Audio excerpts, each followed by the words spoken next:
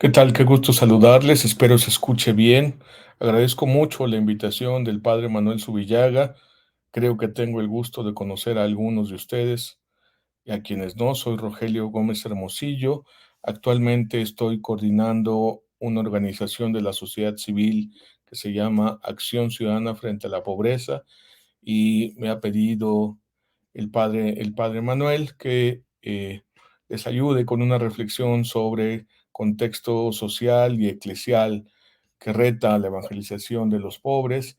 Y bueno, pues procedo en ánimo del tiempo y del, pues que no puedo interactuar más ahí con ustedes. Lo lamento, pero estoy de viaje. Me hubiera encantado saludarles y compartir estas reflexiones. Como se imaginarán, pues la verdad es que me voy a concentrar sobre todo en el tema de la pobreza y la desigualdad, que es uno de los dos grandes dolores estructurales de nuestro país.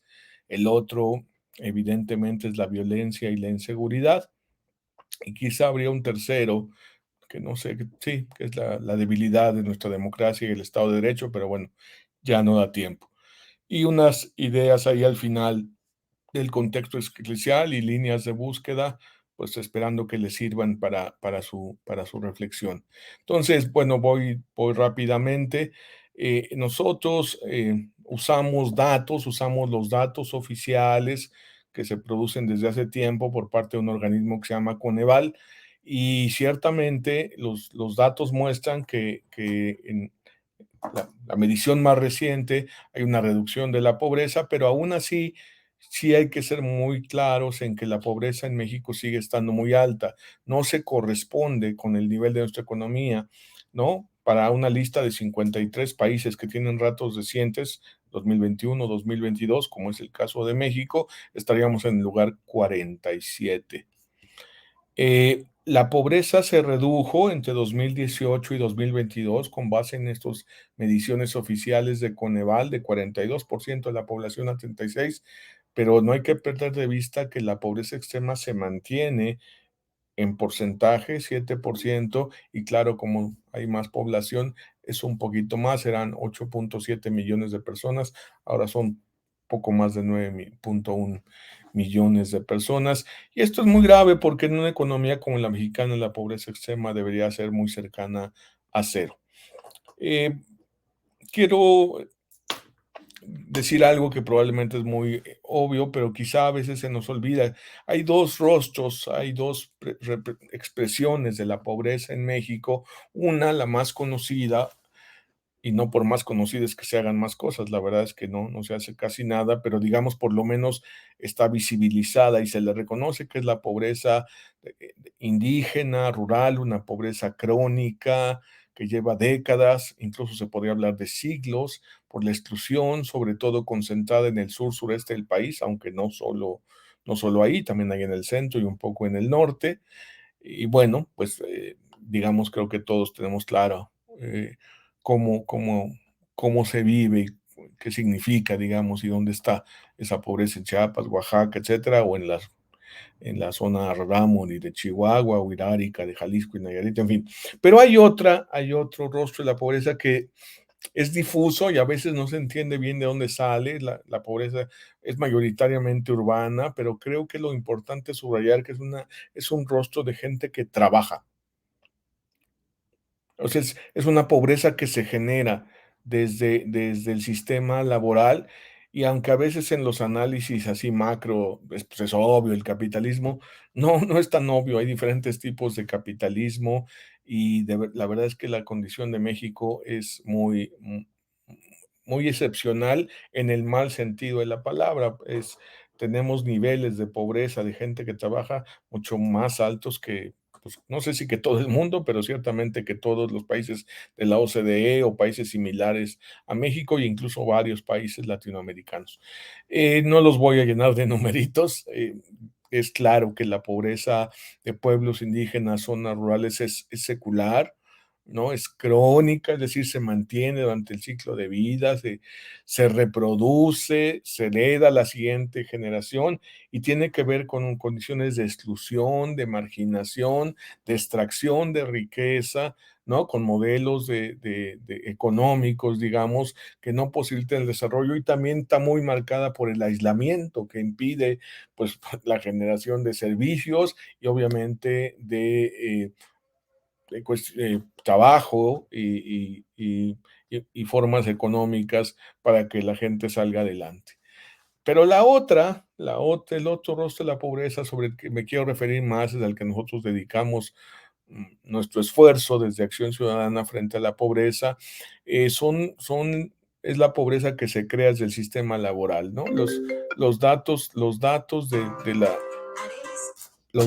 de la pobreza, digamos, a nivel oficial, muestran que las principales carencias están se producen en el sistema laboral, son la carencia por seguridad social, creció la carencia por salud y el ingreso que no alcanza para lo más básico, que es la línea de pobreza, justamente, y eso se produce desde el sistema laboral. Entonces, hay 4 raíces estructurales. Acabamos de hacer un informe, ¿no? A propósito del Día Internacional para la Erradicación de la Pobreza, donde le llamamos ir a la raíz, ¿no? Erradicar, ir a la raíz. Entonces, presentamos los datos y el análisis de 4 raíces estructurales de la pobreza que se producen en el sistema laboral. Son trabajos sin salario suficiente, es decir, que no cubren el costo de 2 canastas básicas, trabajos que se les llama informales, que no tienen acceso a la salud y a las otras protecciones de la seguridad social. Y luego hay 2 condiciones de exclusión que afectan a muchos sectores de la población, pero que afectan mucho más a las mujeres y a las personas jóvenes y por lo tanto a las mujeres jóvenes por partida doble. Déjenme explicar un poco y darles alguna mirada sobre los datos. Miren, nosotros tenemos un observatorio de trabajo digno donde procesamos los datos del INEGI sobre ocupación, empleo, salarios, y ahí lo que venimos viendo desde que empezamos esto y desde hace años es que 6 de cada 10, el 61% a fines del año pasado, las personas que trabajan, aquí la clave es esto, son personas que trabajan 75.400.000 por lo menos, carecen de salario suficiente para superar el umbral de pobreza, que lo colocamos en 2 canastas básicas, porque el salario no solo es personal, el salario tiene que ser para mantener una familia. Entonces, lo mínimo, la familia puede ser mayor, pero lo mínimo son 2. Entonces, 2 canastas básicas como umbral de pobreza, como línea de pobreza, 6 de cada 10 personas que trabajan no les alcanza. Obviamente, las que no trabajan, pues no tienen ingreso, entonces tampoco. Pero digamos, aquí estamos hablando de personas que a nivel internacional se les llama working poor, ¿no? Que tienen trabajo, pero viven en pobreza, lo cual es una gran contradicción porque el trabajo debiera ser la puerta para salir de la pobreza y en cambio en nuestro país para millones de personas se convierte en fábrica de pobreza. Ha habido una mejora, por primera vez después de muchos años, en 2017, ¿no? Con el impulso, yo estuve en eso de sociedad civil, pero sobre todo del sector empresarial y se conjuntaron ahí los datos, empezó la recuperación del salario mínimo, primero de manera más tímida y ya más claramente a partir de esta nueva administración. Pero hay que ser muy claros, el que aumentó más fue el de salario mínimo de la frontera. Ese sí ya cubre el costo de 2 canastas básicas, como pueden ver. El gris es el salario de la frontera, el rojito es el salario en el resto del país, el que se llama salario mínimo general, y el verde es el costo de 2 canastas básicas. Estos son los datos para este año. Entonces todavía está por debajo. Entonces, es estas cosas políticas en que se presume mucho, sea, en este caso sí se han hecho cosas, pero pues no alcanza, o sea, no se han hecho suficientemente bien y había condiciones para hacerlas bien, pero bueno, no da tiempo de explicar eso y no quiero entrar en polémica, o sea, si les sirve la información, espero que sí, ahí está. La segunda cuestión es que mucha gente trabaja, pero no tiene derechos laborales, no tiene acceso a la salud, no tiene seguridad social y esa es la otra carencia, si se acuerdan. Entonces, se les llama trabajos informales y hay gente que piensa que es gente que no quiere pagar impuestos o que no quiere trabajar formalmente. Y no, no es eso. Este es el tipo de trabajos que logran conseguir. Muchos de estos son estrategias de sobrevivencia. Digo, la gráfica no se las voy a explicar largo, pero digamos claramente no se ha movido. Digo, ha bajado 4 puntos en 18 años. Entonces, no, no es nada. Y bueno, ahorita son 31 millones 32 millones de personas, poco más, que trabajan y no tienen seguro social. Entonces, estábamos diciendo, la carencia de seguro social en Coneval, pues viene del mundo del trabajo. Y el asunto es que esto lo que impide es el acceso a seguridad social y viene entonces el otro tema que es, quizá leyeron, que la carencia que más creció ahora que se iban a conocer los datos de emisión de la pobreza, que se generó mucho triunfalismo, pero una parte de las cosas que no estaban bien es que mucha gente perdió su acceso a los servicios de salud, que los tenía no a través del IMSS, que aquí hasta creció un poquito, o del ISSSTE, o de otros modelos de seguridad social, sino eran personas en trabajos informales que las atendía el Seguro Popular y que supone las tenía que atender el INSABI. Esas fueron las que perdieron el acceso a la salud y ya visto por condiciones de ingreso, no me da tiempo mucho explicar esto, pero estos son los hogares más de menor ingreso y estos son los hogares de mayor ingreso. Entonces, en 2018, como ven, era bastante pareja la carencia. Era una carencia que andaba justamente en el 16%, creo que sí, por ahí de la población. No es que estuviera bien, pero estaba pareja. Lo que pasó ahora, como los que se quedaron sin acceso son los de los trabajos informales, pues obviamente se abrió esta brecha y los hogares más pobres, o bueno, de menor ingreso, sí, los más pobres, son los que se quedaron sin afiliación a Seguro de Salud y entonces están gastando para poder comprar medicinas y toda esta cuestión.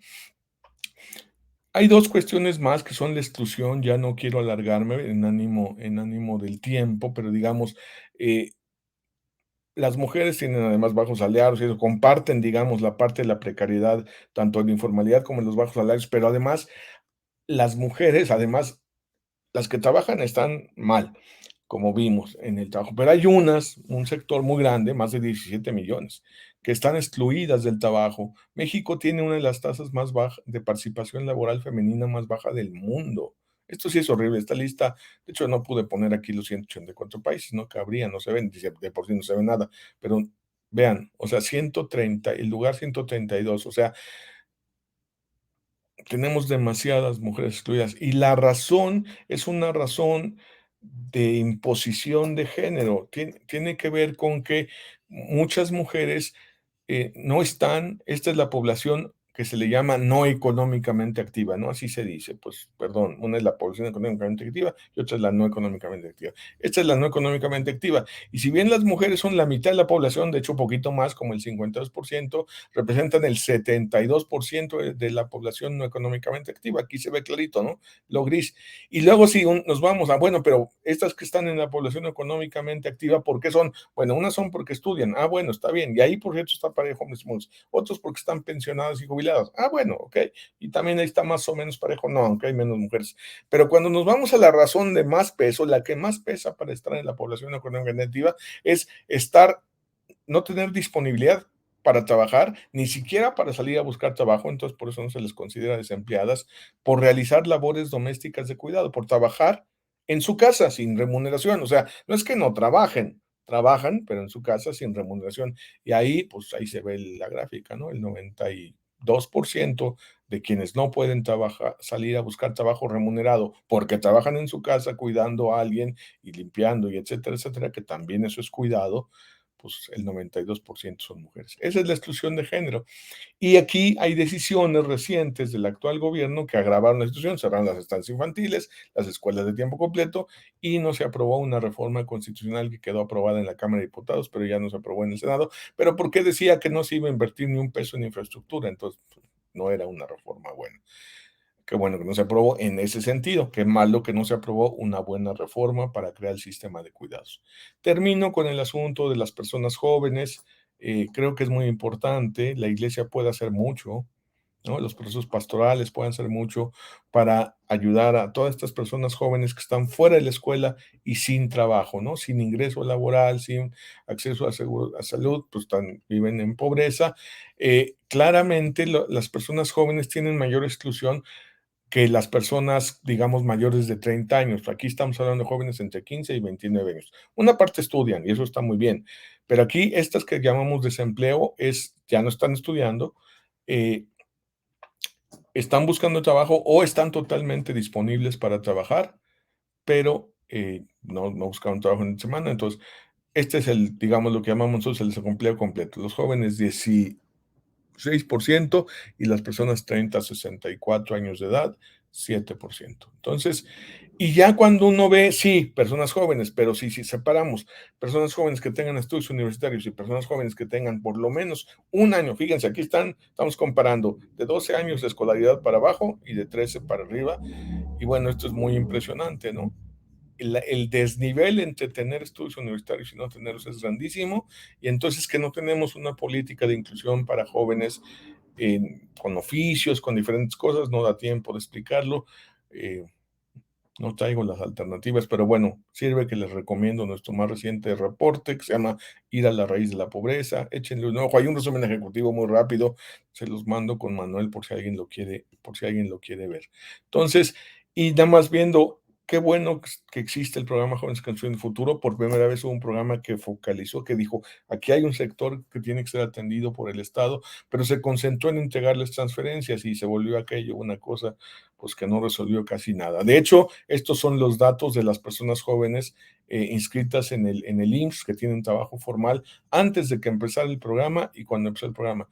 Y desde el primer año bajó, esta es la diferencia entre lo que había y lo que hay en cada año, ¿no? Aquí obviamente está la pandemia, pero esto es muy interesante desde el primer año, pero y bueno, han pasado 5 años, según los informes del gobierno, se han apoyado a 2.700.000 personas jóvenes con las transferencias de este programa, y, y lo real es que en el IMSS hay 152.000 personas jóvenes menos que las que había en 2018 antes de empezar el programa. Es muy serio, pues, tener este tipo, haber gastado 97.000 millones, que pues sí, a lo mejor ayudaron a algunos, otros no sé si más bien son cosas clientelares, en fin, hay de todo, pero lo que sí es cierto es que el impacto en empleo es cero, en empleo formal. Entonces, termino en el ánimo del tiempo, porque todavía tenemos que hablar un poquito de inseguridad, aunque ahí como no soy experto me voy rápido.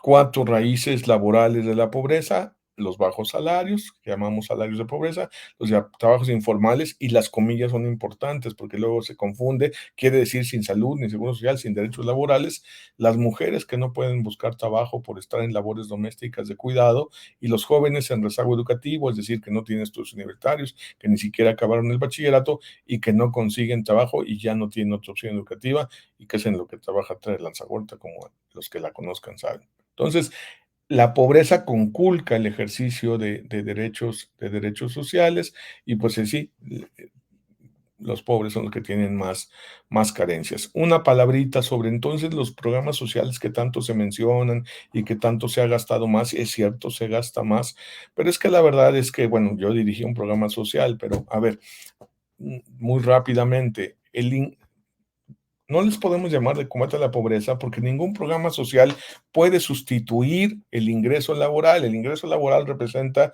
el 75% del ingreso líquido de los hogares, y si le agregamos las pensiones, que es como ingreso laboral del trabajo que se hizo en el pasado, por llamarlo así, pues ya llega hasta 84. Entonces, 84 centavos de cada peso vienen del trabajo y 3 centavos de cada peso vienen del programa de transferencias. Entonces, pues es que no es así. Y bueno, habría que hacer toda una reflexión de para qué sí podrían servir los programas sociales, pero me quedo con este dato. 2/3 de los hogares no reciben programas sociales. Estos son los datos más recientes. Aquí están en los hogares más pobres, que son estos, 6 de cada 10 personas, el 61%, no reciben programas sociales. Entonces, pues así no se puede. Rápidamente, ya no quiero ahondar, pero además no puedo ahondar porque no soy experto. El otro dolor estructural, pues produce muerte, ¿no?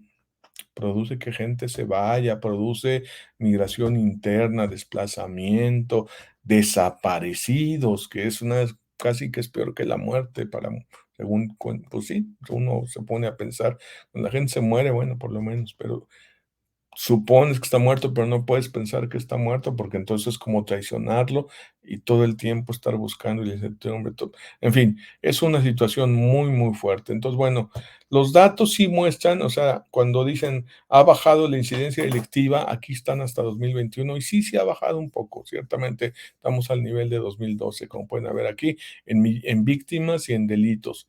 Pero los homicidios, las muertes violentas, los homicidios dolosos no se han reducido, al revés han crecido. Entonces, se decía que había muchas muertes con Calderón, muchas muertes con Peña, pues hay más muertes hoy. Entonces, no se ha logrado resolver, porque pues de hecho se sigue la misma política, la política de tratar de enfrentarlo como si fuera guerra, de darle todo el dinero al ejército en lugar de fortalecer el sistema de justicia, de procuración de justicia, de las fiscalías, la policía, profesionalizar las policías y pues sí, utilizar, digamos, la fuerza cuando sea necesario, pero tener una estrategia mucho más integral. Eso no ha pasado.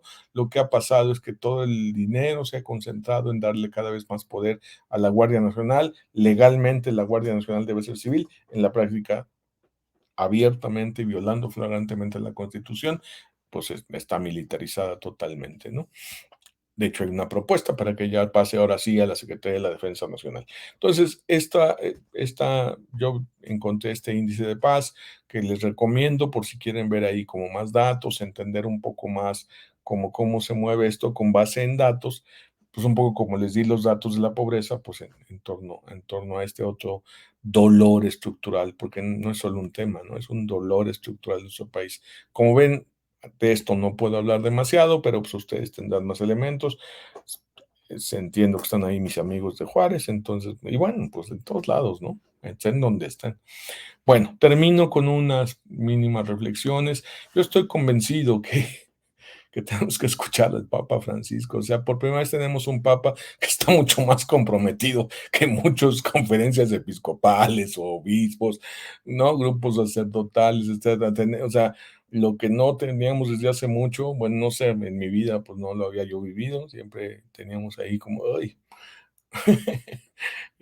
cuando estábamos en las comunidades de base, eh, y ahora me encanta, o sea, escuchar a un profeta que dice las cosas claras, que abre todo el tiempo, que está defendiendo al planeta, pero que todo el tiempo está denunciando la economía del descarte y cómo la pobreza, la desigualdad en el mundo no pueden ser, en fin, pero que lo hace muy aterrizadamente en los contextos, en las agendas, de cara a los liderazgos. En fin, yo creo que el Papa nos invita a asumir compromisos y riesgos. Se habla mucho de la iglesia en salida, de la sinodalidad, pero bueno, el chiste es el compromiso, pues, o sea, tampoco hay que, digo, está bien reflexionar y hay que tenerlo claro y hay que tener las características del compromiso, pero pues eso puede ser. Yo me encontré una agradable sorpresa, no sé si conozcan, supongo que sí, el proyecto global de pastoral. Me encontré una agradable y una desagradable. La agradable es leyendo el proyecto global, dices, wow, si hiciéramos esto en la iglesia mexicana, si esto realmente es lo que quiere hacer la conferencia episcopal, si esta es la respuesta de nuestros obispos al llamado del Papa, que había que revisar lo que dijo cuando vino a catedral, que fue muy fuerte, pues quedó re bien el documento.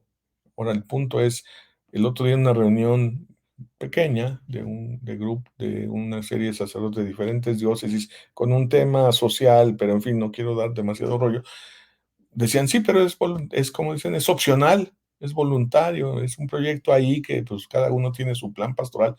Y bueno, pues ya en eso ya no me meto. Yo creo que aquí hay intuiciones muy interesantes, que hay líneas de búsqueda, que si quienes se quieran tomar en serio esto, aquí tienen una línea. Y termino compartiéndoles este listado, que no es otra cosa, es un listado de líneas de búsqueda frente a todo el tema de la inseguridad y la violencia. Yo creo que todo el asunto de crear consejos por la paz, como hace Monseñor Garfias y varios otros, territorios de paz, diálogos por la justicia y la reconciliación para la paz, como fue el llamado que conjunto de la Compañía de Jesús, la CIRM y la CERM, a propósito de la muerte, de las muertes esas absurdas de Cerocahui. Todo ese proceso yo creo que es muy importante. Parece que el documento final no salió tan bueno, pero digamos el proceso como tal tiene mucha riqueza, pues porque hay mucho que hacer ahí y la convocatoria de la iglesia puede ser muy fuerte. Yo he estado en procesos en Guerrero, un poco en Michoacán, y cuando el obispo mueve cosas, pues la verdad es que sí pueden caminar.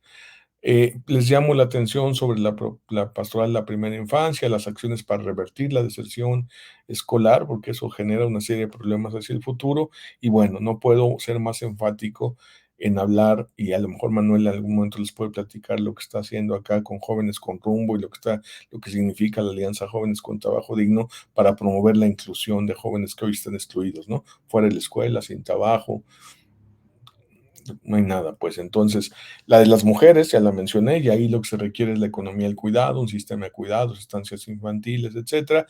Todo el tema de la economía sustentable, solidaria, la economía de Francisco, ahí nosotros tenemos una agenda para el fortalecimiento y visibilidad de las empresas de la economía social. Quien la quiera ver, ahí está en nuestra página, ojalá les interese. Y bueno, pues obviamente toda la agenda del derecho al trabajo digno, que es lo que estoy trabajando más y en lo que estoy más dedicado. Pues eso, Manuel, hermanos, colegas, espero les sirva. Me pasé 5 minutos, pero bueno, eh, yo apunto estas 3 preguntas, ahí ustedes ven si les sirven o si las quieren modificar, y no sé cómo las quieran trabajar, todos, todas, cada quien una, cada por grupos, en fin, ahí las dejo. ¿Cómo podemos renovar nuestro compromiso con los pobres del Evangelio frente a estas realidades? ¿Cómo nos interpelan estas realidades? Espero que al haberles dado algún insumo de interpelación al compromiso. Segundo, yo sí les invito a que tratemos de renovar, de reactivar, de reencauzar, de revitalizar procesos eclesiales, a que tengan más compromiso. Ahí veo mucho lo del Papa, lo del PGP, en fin, lo que sea, en cada diócesis, en cada lugar, ustedes sabrán mejor cómo. Y una tercera crucial es, sí, la iglesia, pero como dice el Papa, fortaleciendo procesos en la sociedad, haciendo que la sociedad camine. Entonces, ¿cómo se suma los procesos eclesiales, los agentes, el pueblo, en fin? Ahí hay que hilar fino, pero la reflexión es esa: ¿qué iniciativas sociales requieren presencia y apoyo desde nuestra pastoral? Pues eso es. Les saludo, les abrazo, me encomiendo sus oraciones, que tengan muy buena tarde, muy buen fin de su trabajo, y espero que les sea de utilidad. Muchísimas gracias.